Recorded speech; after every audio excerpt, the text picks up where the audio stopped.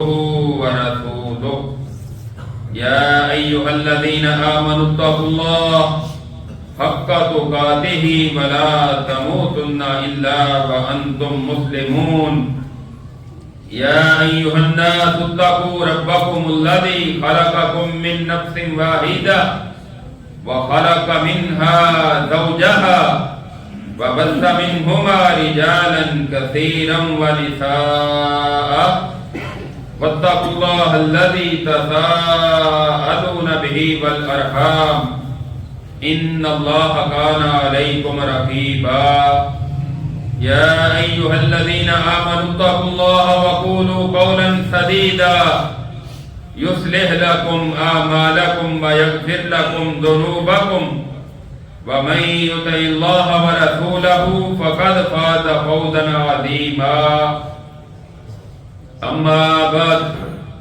فإن خير الحديث كتاب الله وخير الهدي هدي محمد صلى الله عليه وسلم وشر الأمور محدثاتها وكل محدثة بدعة وكل بدعة ضلالة وكل ضلالة في النار.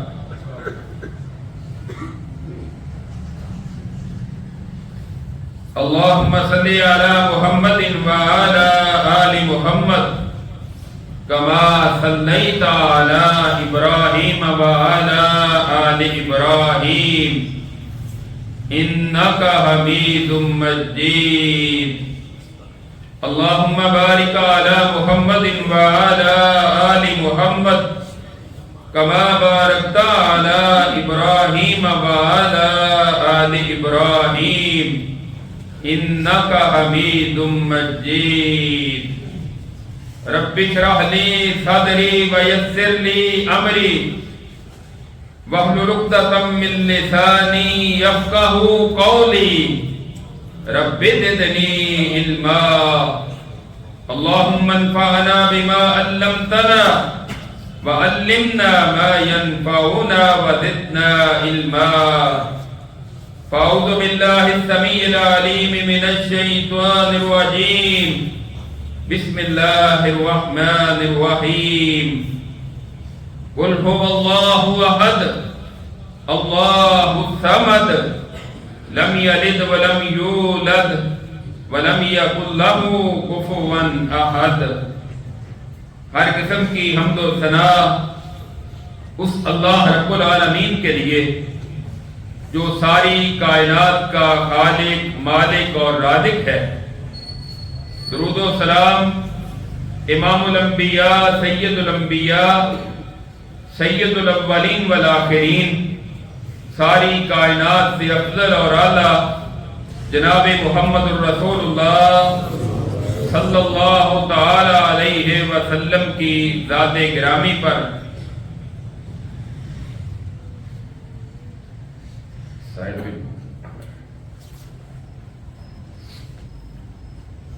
سامعین محترم،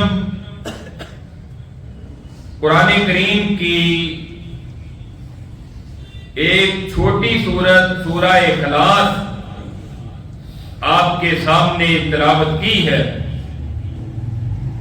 اس کی فضیلت، اس کا مقام و مرتبہ، اس کے متعلق کئی احادیث مبارکہ کتب حدیث میں موجود ہیں. اللہ رب العزت نے اس میں اپنی توحید کو دو ٹوک واضح الفاظ میں بیان کیا ہے کہ اے میرے نبی صلی اللہ علیہ وسلم، آپ کہہ دیجئے کہ اللہ ایک ہے، کوئی نہ اس کی ذات میں شریک ہے، نہ اس کی صفات میں شریک ہے، نہ اس کی عبادات میں کوئی شریک ہے. اللہ الصمد، وہ بے نیاز ہے، وہ کسی کا محتاج نہیں ہے. سارا جہان، ساری مخلوق اس کی محتاج ہے، وہ کسی کا محتاج نہیں ہے. لم یلد ولم یولد، نہ اس نے کسی کو جنم دیا ہے اور نہ وہ خود جنم دیا گیا ہے. نہ اس کی کوئی اولاد، نہ کوئی بیٹا، نہ بیٹی، نہ اس کا کوئی ماں باپ، وہ کسی کی اولاد نہیں۔ وَلَمْ يَكُنْ لَهُ كُفُوًا أَحَدٌ، اور اولاد ہونا تو دور کی بات ہے، کوئی اس کی برابری تک پہنچنے کا سوچ بھی نہیں سکتا۔ یہ عقیدہ پوری کائنات کے لیے ایک بڑا ہی دو ٹوک واضح الفاظ میں عقیدہ توحید ہے، اور اس عقیدے میں، اس سورہ مبارکہ میں یہودیوں کے عقیدے کا بھی رد ہو گیا، جنہوں نے کہا کہ عزیر علیہ السلام اللہ کے بیٹے ہیں۔ عیسائیوں کے عقیدے کا بھی رد ہو گیا، جنہوں نے کہا نعوذ باللہ عیسیٰ علیہ السلام اللہ کے بیٹے ہیں۔ مشرکین مکہ کے عقیدے کی بھی مذمت ہو گئی، جنہوں نے کہا کہ فرشتے اللہ کی بیٹیاں ہیں۔ اور آج کے مسلمانوں کے غلط عقائد، جو نبی کریم صلی اللہ علیہ وسلم کو اور آپ کے اہل بیت میں سے کچھ افراد کو، حضرت علی، حضرت فاطمہ، حضرت حسن اور حضرت حسین رضی اللہ عنہم، ان پانچوں کو گاڑیوں پر لکھتے ہیں اور لفظ اللہ کی صورت دے کر لوگوں کو یہ پیغام دیتے ہیں کہ گویا کہ نعوذ باللہ یہ پانچوں بھی اللہ کے نور سے بنے ہیں، اور یہ پانچ مل کر ایک اللہ بنتا ہے، نعوذ باللہ۔ اور جو مسجدوں سے باطل عقیدے کا اظہار دن میں کئی مرتبہ کیا جاتا ہے، الصلاۃ والسلام علیکہ یا نورا من نور اللہ، درود و سلام ہو تجھ پر اے اللہ کے نور میں سے نور، نعوذ باللہ، یہ بھی قرآن کریم کی اس صورت نہیں بلکہ پورے قرآن کے خلاف یہ عقیدہ۔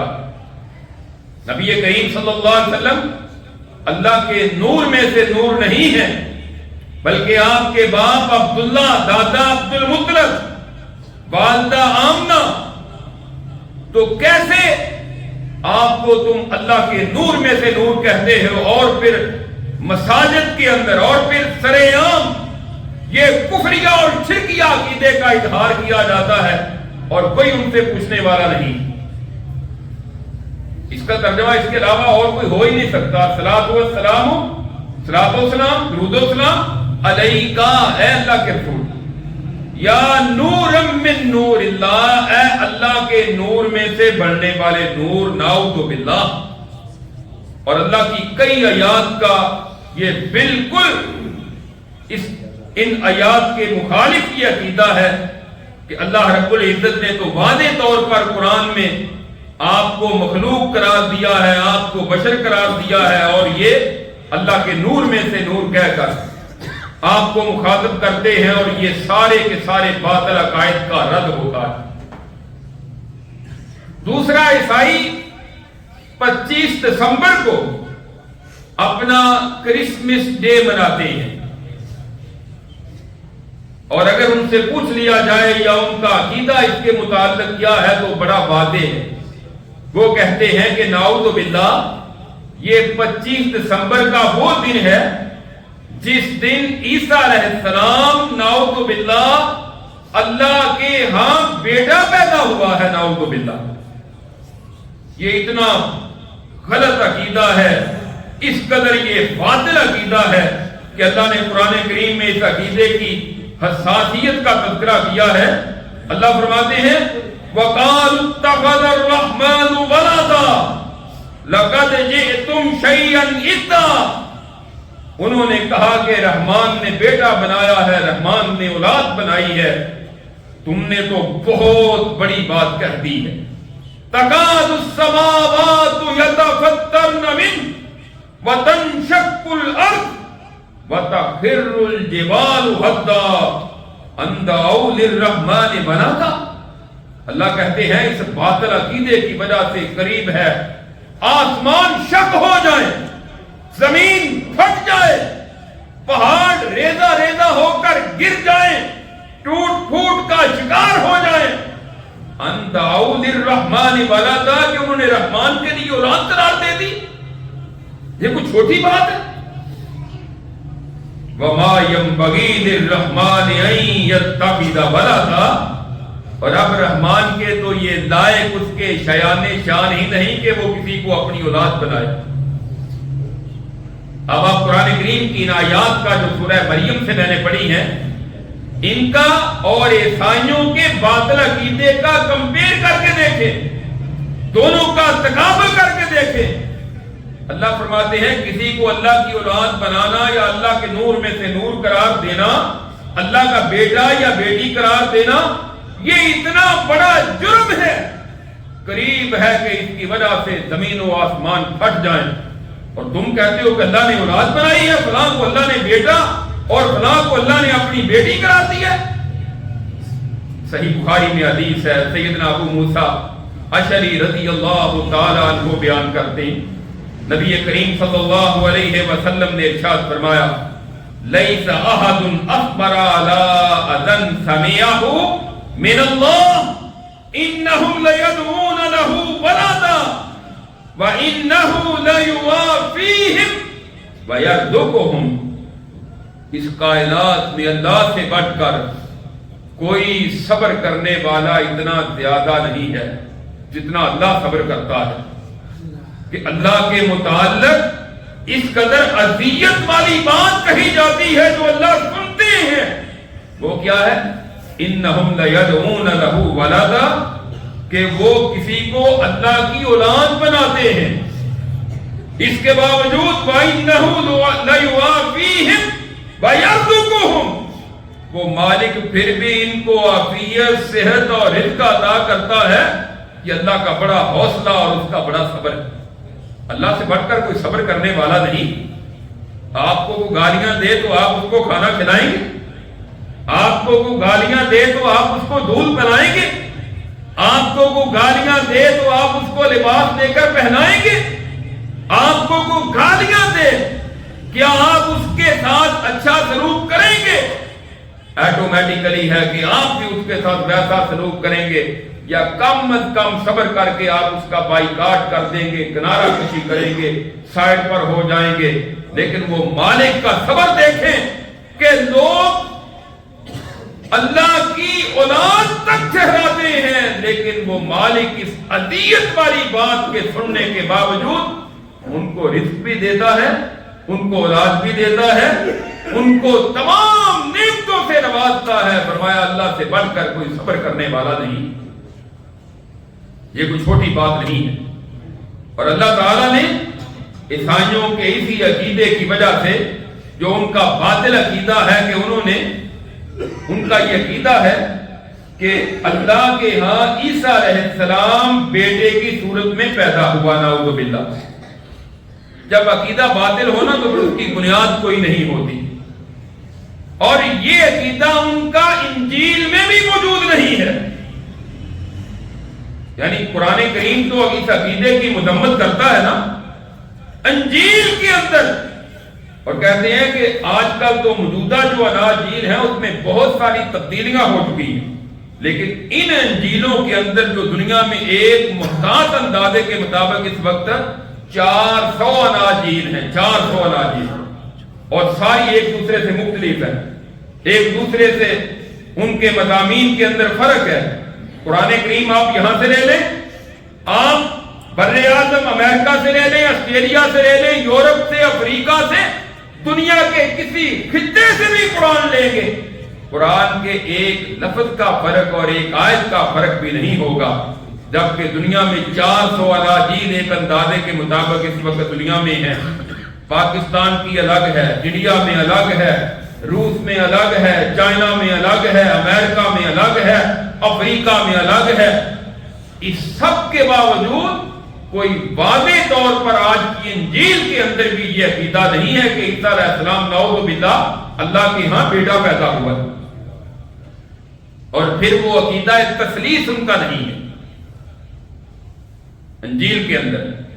اگر ان کے اندر کسی جگہ ہو بھی تو ان کی کوئی حیثیت نہیں، اصل انجیل جو اللہ نے نازل کی اس میں نہیں، انجیل کے اندر نہ عقیدہ تثلیث ہے۔ عقیدہ تثلیث کیا ہے؟ کہ روح القدس، جبرائیل علیہ السلام اور اللہ تعالی اور عیسیٰ علیہ السلام، یہ تینوں مل کر نعوذ باللہ ایک اللہ بنتا ہے۔ تین ایک ہیں، ایک تین ہے۔ ان بیوقوفوں سے بندہ پوچھے جب عیسیٰ علیہ السلام ابھی پیدا نہیں ہوئے تھے اس وقت کون تھا اللہ؟ پھر اگر تین مل کر ایک اللہ بنتا ہے تو جب عیسیٰ علیہ السلام ابھی پیدا ہی نہیں ہوئے تھے اس وقت اللہ کون تھا؟ اس وقت کائنات کو کس نے بنایا؟ اس وقت زمین و آسمان کو کس نے سجایا؟ جس طرح آج کے لوگوں سے ہم پوچھ سکتے ہیں کہ تم کہتے ہو داتا صاحب کے پاس سارے اختیارات ہیں، جب داتا صاحب پیدا نہیں ہوئے تھے جن کو تم کہتے ہو، ہم تو اللہ کو داتا کہتے ہیں، وہ پیدا نہیں ہوئے تھے، اس وقت لوگوں کے کام کون چلاتا تھا؟ یہ جب بزرگ پیدا نہیں ہوئے تھے اس وقت لوگوں کو تمہارے عقیدے کے مطابق کہ ان کے وسیلے واسطے سے کائنات چلتی ہے اس وقت کون چلاتا تھا؟ جب شیخ عبد القادر جیلانی رحمہ اللہ پیدا نہیں ہوئے تھے اس وقت یہ تمہارے کام کون کرتا تھا؟ پھر تمہیں اپنے باطل عقیدے پر غور کرنا چاہیے اور ہماری اس ضابطے فکر کو غور سے سننا اور سمجھنا چاہیے کہ وہ اللہ ہی پوری کائنات کا خالق ہے، وہی مالک ہے، وہی مدبر ہے، وہی کائنات کا نظام چلانے والا، سب کچھ عطا کرنے والا، عزت اور ذلت کا مالک، زندگی اور موت کا مالک اور پوری کائنات کا مالک وہ ہے، شروع سے ہے آخر تک ہے، نہ اس کی ابتدا ہے نہ اس کی انتہا ہے۔ پوری کائنات کا نظام وہی چلاتا تھا، وہی چلائے گا، وہی ختم کرے گا، وہی قیامت قائم کرے گا اور وہی اس کے بعد جنت اور جہنم میں لوگوں کے فیصلے کرے گا۔ کوئی کسی کا اس میں عمل دخل نہیں، اور قرآن نے ہمیں یہی عقیدہ سکھایا، قرآن نے ہمیں یہی تعلیم دی ہے۔ اللہ تعالیٰ نے ایسے کافروں کے خلاف جو اللہ کا بیٹا ٹھہرائیں عیسیٰ علیہ السلام کو، ان کے خلاف جہاد کرنے کا حکم دیا۔ بدقسمتی کہ ہم ان کے ساتھ محبتیں بانٹتے ہیں، ان کی تقاریب میں، ہم سے مراد ہمارے مسلمان ان کی تقاریب میں جاتے ہیں جہاں وہاں جا کر کرسمس کا کیک کاٹتے ہیں، اور کیک کس بات کا کاٹا جا رہا ہے؟ نعوذ باللہ اللہ کے ہاں عیسیٰ علیہ السلام بیٹا پیدا ہوا، نعوذ باللہ۔ اور پھر بینرز لگتے ہیں روڈ پہ، یہ بھی 1-2 دن بعد 4 دن بعد آپ دیکھیں گے میری کرسمس مبارک ہو، نعوذ باللہ۔ عیسائی برادری کو، مسیحی برادری کو کس کرسمس مبارک ہو؟ علاقے کے سیاسی لوگ ایم پی ایم این اے کی طرف سے، وزیر اعظم صدر کی طرف سے ان کو مبارکیں دی جاتی ہیں۔ اور بیوقوف اور جاہل قوم، تمہیں یہ پتا نہیں کہ تم کس بات کی مبارک دے رہے کہ اللہ کے ہاں عیسیٰ علیہ السلام بیٹا پیدا ہوگا، نعوذ باللہ۔ اللہ کہتے ہیں ان کے خلاف جہاد کرو، قاتل الذین لا یؤمنون باللہ ولا بالیوم الآخر، ان لوگوں کے خلاف قتال کرو، لڑائی کرو جو اللہ پر ایمان نہیں لاتے، آخرت پر ایمان نہیں لاتے۔ ولا یحرمون ما حرم اللہ ورسولہ، اللہ اور اس کے رسول نے جس کو حرام کیا وہ اس کو حرام نہیں سمجھتے۔ ولا یدینون دین الحق من الذین اوتوا الکتاب حتی یؤتوا الجزیۃ عن ید وہم صاغرون، اور نہ دین حق کو قبول کرتے ہیں ان لوگوں میں سے جن کو کتاب دی گئی جہاں تک کہ وہ جزیہ دیں اپنے ہاتھوں سے اور ذلیل ہو کر تمہارے معاشرے میں زندگی بسر کریں۔ وقالت الیہود عزیر ابن اللہ، اور یہودیوں نے کہا عزیر علیہ السلام اللہ کے بیٹے ہیں۔ وقالت النصارى المسیح ابن اللہ، اور نصارہ نے کہا عیسیٰ علیہ السلام اللہ کے بیٹے ہیں۔ ذالک قولہم بافواہہم، یہ ان کی اپنی منہ کی باتیں ہیں۔ یضاہئون قول الذین کفروا من قبل، ان سے ملتی جلتی ہیں جس طرح ان سے پہلے کفار و مشرکین کہا کرتے تھے۔ قاتلہم اللہ، اللہ ان کو تباہ کر دے، اللہ ان کو ہلاک کر دے، اللہ ان کو ذلیل و رسوا کر دے۔ انا یؤفکون، کہاں یہ بہکائے جاتے ہیں، کیا ان کو ہو گیا کہ اللہ کے نبی کو اللہ کی اولاد بنا دینا، اللہ کا بیٹا قرار دینا یہ کوئی چھوٹا جرم نہیں ہے، یہ بہت بڑی بغاوت ہے۔ اللہ نے قرآن کریم میں اس بات کا ذکر کیا ہے۔ سیدنا ابو ہریرہ رضی اللہ تعالیٰ عنہ بیان کرتے ہیں، یہ حدیث صحیح بخاری میں ہے، کہتے ہیں کہ نبی صلی اللہ علیہ وسلم نے ارشاد فرمایا، آپ نے فرمایا کہ قال اللہ نے یہ ارشاد فرمایا ہے، کذبنی ابن آدم، ابن آدم نے مجھے جھٹلایا ہے، وَلَمْ يَكُنْ لَهُ ذَلِكَ، حالانکہ یہ اس کے شیان شان نہیں تھا کہ وہ مجھے جھٹلاتا. وَشَتَمَنِي وَلَمْ يَكُنْ لَهُ ذَلِكَ, ابن آدم نے مجھے گالی دی ہے, یہ اس کے لیے جائز نہیں تھا. اللہ کہتے ہیں کہ وہ مجھے گالی دیتا. جھٹلانا اور گالی دینا اس کا مطلب کیا ہے؟ پھر اللہ نے اس کا مطلب بیان کر دیا. فَأَمَّا تَكْذِيبُهُ إِيَّايَ فَقَوْلُهُ لَنْ يُعِيدَنِي كَمَا بَدَأَنِي أَوَّلُ الْخَلْقِ بِأَحْسَنَ عَلَيَّ مِنْ إِعَادَتِهِ, کہ اس کا یہ کہنا, جھٹلانے سے مراد یہ ہے کہ وہ یہ کہتا ہے جس طرح اللہ نے ابتدا میں مجھے پیدا کیا تھا, جب مر جاؤں گا مٹی ہو جاؤں گا, مٹی کے ساتھ مٹی بننے کے بعد دوبارہ مجھے اللہ زندہ نہیں کر سکتا. اللہ کہتے ہیں یہ مجھے جھٹلا رہا ہے. حالانکہ پہلی دفعہ اگر کوئی مشکل ہو تو پہلی دفعہ کام کرنا مشکل ہوتا ہے, دوبارہ زندہ کرنا اور اٹھانا یہ کوئی مشکل نہیں ہوتا. میں نے پہلی دفعہ کر دیا ہے, میرے لیے دوسری دفعہ کیا مشکل ہے. اور گالی کیا ہے؟ وَأَمَّا شَتْمُهُ إِيَّايَ فَقَوْلُهُ اتَّخَذَ اللَّهُ وَلَدًا, اور اس کا مجھے گالی دینا یہ ہے کہ وہ کہتا ہے اللہ نے اولاد بنائی ہے, اللہ نے فلاں کو اپنا بیٹا بنایا ہے, فلاں اللہ کے نور میں سے نور ہے. وَأَنَا الْأَحَدُ الصَّمَدُ لَمْ أَلِدْ وَلَمْ أُولَدْ وَلَمْ يَكُنْ لِي كُفُوًا أَحَدٌ. اللہ کہتے ہیں میں ایک ہوں, میں کسی کا محتاج نہیں ہوں, بے نیاز ہوں, نہ میں نے کسی کو اولاد بنایا ہے, نہ میں کسی کی اولاد بنایا گیا ہوں, اور نہ ہی کوئی میری برابری والا ہے. لہذا یہ ابن آدم تو مجھے گالی دیتا ہے. کسی کو اللہ کا بیٹا قرار دینا, اللہ کے وجود کا حصہ قرار دینا, یہ اللہ کو گالی, اللہ کو گالی دے کر پھر خوش ہونا اور پھر بینر لگانا اور پھر کیک کاٹنا اور پھر مبارکباد دینا اور پھر بڑے فخر کے ساتھ ان کی دوستی کرنا. محترم بھائیوں, یہ کسی مسلمان کو زیب نہیں دیتا. حتیٰ کہ میں تو یہاں تک کہتا ہوں کہ کوئی کرسچن, ہمارے کالج میں بھی ہیں کرسچن آتے ہیں, ہمیں عید دے, میں کہتا ہوں اس موقع پر کچھ نہیں تمہیں دیں گے, تمہارے ساتھ معاونت نہیں کریں گے. ہاں رمضان میں ہماری عید کے موقع پر آگے پیچھے ان کے ساتھ کو تعاون کرنا, اس پہ کوئی ممانعت نہیں ہے. لیکن اس موقع پر صفائی کرنے والا, کوڑا لے جانے والا, آپ اس کو 100 200 500 معمولی چیز ہے, لیکن اس موقع پر آپ ان کے ساتھ تعاون نہ کریں. ان کی اس جو انہوں نے نام نہاد خوشی کا دن بنایا ہے, جس کو وہ عید سمجھتے ہیں, آپ اس میں تعاون نہ کریں. اللہ کا قرآن کہتا ہے وَلَا تَعَاوَنُوا, اللہ فرماتے ہیں وَتَعَاوَنُوا عَلَى الْبِرِّ وَالتَّقْوَى وَلَا تَعَاوَنُوا عَلَى الْإِثْمِ وَالْعُدْوَانِ. نیکی اور پرہیزگاری کے کاموں میں ایک دوسرے سے تعاون کرو, برائی اور بے حیائی کے کاموں میں دوسرے کے ساتھ معاونت نہ کیا کرو. اپنے آپ کو بچائیں ان گناہوں سے. اور پھر وہ کہتے ہیں اچھا جی اللہ کا اگر بیٹا نہیں ہے تو اللہ کا باپ کون ہے؟ اگلا سوال یہ اٹھاتے ہیں کہ اللہ کا اگر بیٹا نہیں ہے تو پھر اللہ کا باپ کون ہے؟ تو باپ بھی تو اللہ کا ہونا چاہیے نا. اللہ رب العزت نے قرآن کریم میں اس حقیقت کو بھی واضح کر دیا کہ لوگو یہ تمہاری غلط فہمی ہے کہ تم کسی کو اللہ کا بیٹا قرار دو اور یہ کہو کہ اللہ نے حضرت عیسیٰ علیہ السلام کو پیدا کیا ہے تو پھر ان کا باپ کون ہے؟ اس کا جواب کیا ہے؟ قرآن کریم میں اللہ رب العزت نے اس بات کا بھی جواب دے دیا کہ یہ تمہاری غلط فہمی دور ہو جائے. اللہ فرماتے ہیں ان مثل عیسیٰ عند اللہ کمثل آدم خلقہ من تراب ثم قال له کن فیکون. بے شک عیسیٰ علیہ السلام کی مثال اللہ کے ہاں آدم کی مثال کی طرح ہے. اگر کہتے ہو عیسیٰ کا باپ کون ہے تو پھر بتاؤ آدم علیہ السلام کا باپ کون؟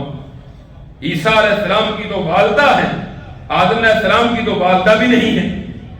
پھر اگر تمہارا یہی اصول ہو تو پھر پہلا تو آدم علیہ السلام بلاولا بیٹا ہو, وہ بیٹا نہیں, اللہ نے اپنی قدرت سے اس کو پیدا کیا. عیسیٰ علیہ السلام کو بھی اللہ نے معجزانہ طور پر بغیر باپ کے ان کی والدہ سیدہ مریم سے پیدا کیا. اور سورہ مریم میں اللہ تعالیٰ نے اس کی بڑی تفصیل کے ساتھ وضاحت بیان کی ہے. اور وہ جعفر طیار رضی اللہ تعالیٰ عنہ کا نجاشی کے دربار میں جو تقریر اور ان کا خطاب ہے, اس کے خطاب میں بھی بڑی وضاحت ہے. اور اس کے بعد نجاشی نے ایک تنکا اٹھا کر کہا تھا جو اس نے بیان کیا ہے اللہ کی قسم عیسیٰ علیہ السلام اس سے ایک تنکا بھی بڑھ کر نہیں. اللہ کے نبی ہیں, اللہ کا کلمہ ہے, اللہ نے ان کو اپنی طرف سے کن کہہ کر پیدا کیا, بغیر باپ کے پیدا ہوئے. حضرت عیسیٰ علیہ السلام کی والدہ کا نام حضرت مریم ہے, وہ پاک دامنہ عورت ہے. یہودیوں کی بدبختی کہ انہوں نے ان پر زنا اور بدکاری کا الزام لگایا, وہ ایسی عورت نہیں تھی. قرآن نے اس کی پاک دامنی کا بھی ذکر کیا ہے. اور عیسیٰ علیہ السلام کو پھر اللہ تعالیٰ نے لوگوں کے شر سے بچا کر آسمانوں پر اٹھا لیا, اور قرب قیامت اللہ ان کو زمین پر دمشق کی مسجد کے مشرقی کنارے, مشرقی مینار پر ان کو اتاریں گے, اور وہ اس کائنات میں آئیں گے, دجال کو قتل کریں گے, زمین سے ظلم کا خاتمہ کریں گے, جہاد کریں گے, دین کو غالب کریں گے. یہ ہے صحیح عقیدہ جو ہمیں قرآن اور حدیث سے حضرت عیسیٰ علیہ السلام کے متعلق ملتا ہے. آج بعض نالائق قسم کے لوگ اس کا بھی انکار کرتے ہیں کہ عیسیٰ علیہ السلام اوپر کیسے چلے گئے, نیچے کیسے آ جائیں گے. یہ کوئی مشکل بات ہے اللہ کے لیے؟ اللہ نے قرآن میں بھی واضح کر دیا, رسول اللہ نے حدیث میں بھی واضح کر دیا. اللہ نے ان کو آسمانوں پر اٹھا لیا. یہ اللہ کی قدرت, اللہ کا کمال ہے. اللہ تعالیٰ ان کو زمین پر بھیجیں گے.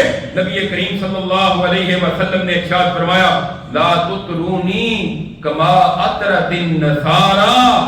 اللہ کے رسول فرماتے ہیں, لا تطرونی کما اطرت النصارى ابن مریم فإنما أنا عبده فقولوا عبد الله ورسوله.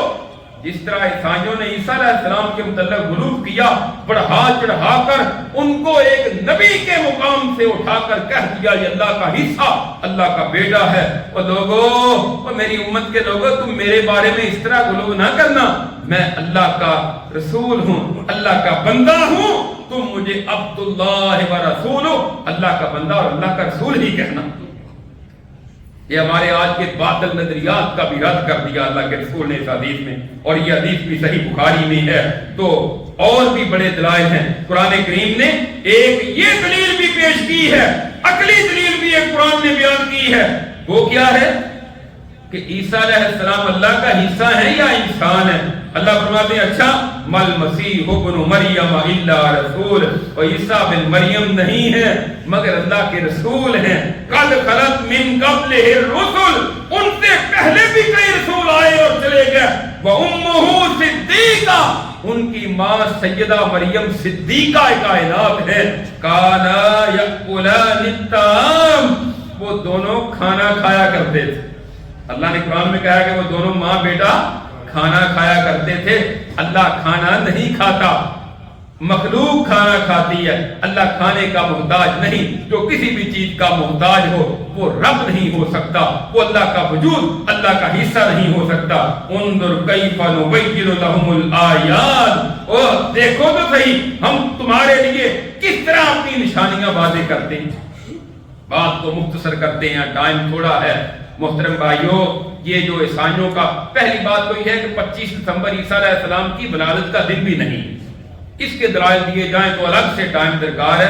یہ بھی ایک حقیقت ہے, یہ بعد میں بنائی گئی ہے, اور یہ 3ری صدی کے بعد جا کر 330 صدی میں جا کر یہ کام شروع ہوا ان کی ولادت کا. اور پھر آہستہ آہستہ بڑھتے بڑھتے آگے چل کر اس کی آگے ترقی ہوتی گئی. جس طرح ہمارے یہاں کوئی بدعت فروغ پاتی ہے تو آہستہ آہستہ بڑھتی ہے, یہ بھی ایسے ہی بڑھتی گئی. اور اگلی بات یہ ہے کہ عیسائیوں کے ساتھ یہ مشابہت رکھتی ہے. نبی کریم صلی اللہ علیہ وسلم کا فرمان ہے, ابو داؤد میں یہ حدیث ہے, من تشبہ بقوم فہو منہم, جو کسی قوم کے ساتھ مشابہت کرے گا وہ انہی میں سے ہوگا. اگر وہ کرسمس منا رہے ہیں, تم بھی ساتھ جا کر کیک کاٹ رہے ہو, تم ان کے ساتھ ہو, قیامت دن تمہارا انجام ان کے ساتھ ہو. کوئی پسند کرتا ہے کہ میں عیسائیوں کے ساتھ کھڑا ہوں قیامت کے دن؟ کسی کرسچن کو, مسیحی برادری کو خوش کرنے کے لیے تم اپنے ایمان تک کا سودا کر دیتے ہو, تمہیں اس کی پرواہ نہیں. اللہ کے رسول نے یہود و نصارہ سے ان کے عقائد میں بھی مخالفت کی ہے, عبادات میں بھی مخالفت کا حکم دیا ہے. آپ نے فرمایا کہ خالفوہم خالف الیہود, یہودیوں کی مخالفت کرو, ان کے ساتھ مشابہت اختیار نہ کرو. پھر قرآن نے ان سے دوستی رکھنے سے منع کیا. یا ایھا الذین آمنوا لا تتخذوا، اللہ فرماتے ہیں اے ایمان والو یہود و نصارہ کے ساتھ دوستی نہ رکھو، تمہاری ان کے ساتھ دوستی نہیں ہونی چاہیے، یہود و نصارہ کبھی بھی تمہارے دوست نہیں ہو سکتے، لہذا تم ان کو اپنا دوست نہ بناؤ، یہود و نصارہ تمہارے دوست نہیں ہونے چاہیے، تمہارا ان کے ساتھ دوستی والا تعلق نہیں، کاروبار کرنا ایک الگ چیز ہے، معاملات ان کے ساتھ کرنا الگ چیز ہے، ان کے ساتھ رہنا یہ الگ چیز ہے، لیکن ان کے ساتھ دوستی کرنا قرآن اس بات کی اجازت نہیں دیتا کہ تم ان کے ساتھ دوستی کرو، بلکہ قرآن اس سے روکتا ہے تمہاری یہود و نصارہ کے ساتھ دوستی نہیں ہونی چاہیے، ہمیں اللہ کے اس حکم کا بھی خیال کرنا چاہیے کہ ہماری ان کے ساتھ دوستی نہ ہو، نہ یہودیوں کے ساتھ نہ عیسائیوں کے ساتھ ہماری دوستی نہیں ہونی چاہیے۔ یا ایھا الذین آمنوا لا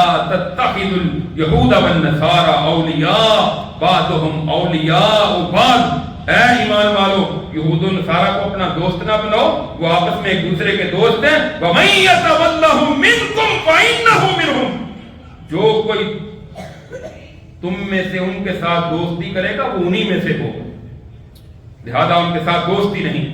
حضرت عمر رضی اللہ تعالیٰ عنہ سے کہا گیا فلاں ایک کاتب ہے ہیرا کا، بڑا اچھا ہے، آپ اس کو اپنا سیکرٹری رکھ لیں، کہنے لگے کہ پھر اللہ کے قرآن کا کیا بنے گا، جو اللہ نے کہا ہے تو ان کو دوست نہ بناؤ اور ان کو اپنا رازدار نہ بناؤ۔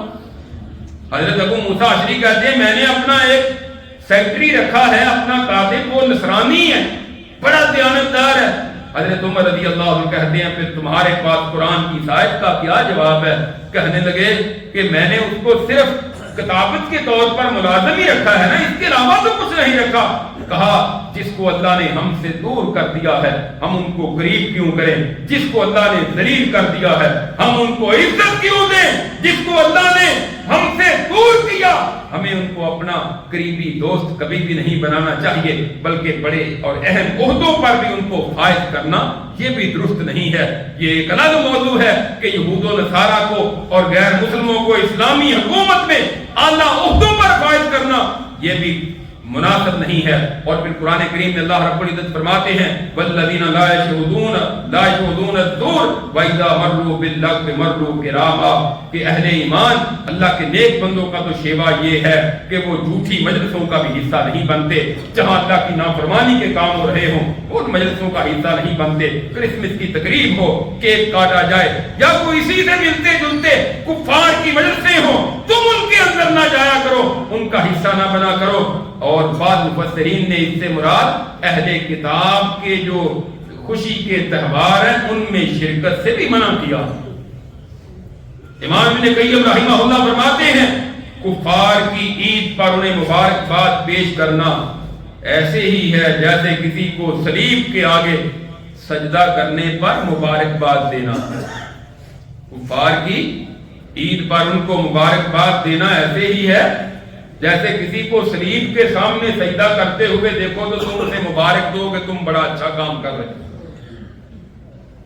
سیدنا عمر رضی اللہ تعالیٰ عنہ فرماتے ہیں کفار کی عیدوں پر ان کی عبادت گاہوں کا رخ نہ کیا کرو، اس لیے کہ ان پر تو اللہ کا غصہ نازل ہوتا ہے، اللہ کا غصہ اترتا ہے، تم بھی چاہتے ہو کہ اللہ تم پر بھی ناراض ہو جائے۔ لہذا ان تمام دلائل سے یہ خلاصہ نکلا کہ ہمیں ایسے کاموں کا کبھی بھی حصہ نہیں بننا چاہیے۔ یہ کرسمس کا یا کوئی بھی غیر مسلموں کے تہوار ہیں، نہ ان کو مبارک دیں، نہ کیک کاٹیں، نہ ان کا حصہ بنیں، نہ ان کی معاونت کریں۔ اور پھر یہ تو ایک بہت بڑا باطل عقیدہ ہے کہ نعوذ باللہ اللہ کے ہاں بیٹا پیدا ہوا، اللہ کا تو بیٹا ہو نہیں سکتا، وہ اکیلا ہے۔ اور سورہ اخلاص نے سارے کے سارے باطل عقیدے کو توڑ کر رکھ دیا ہے۔ اللہ رب العزت سے دعا ہے اللہ ہمیں کتاب و سنت پر عمل کرنے کی توفیق عطا فرمائے۔ آخر دعوانا الحمدللہ رب العالمین۔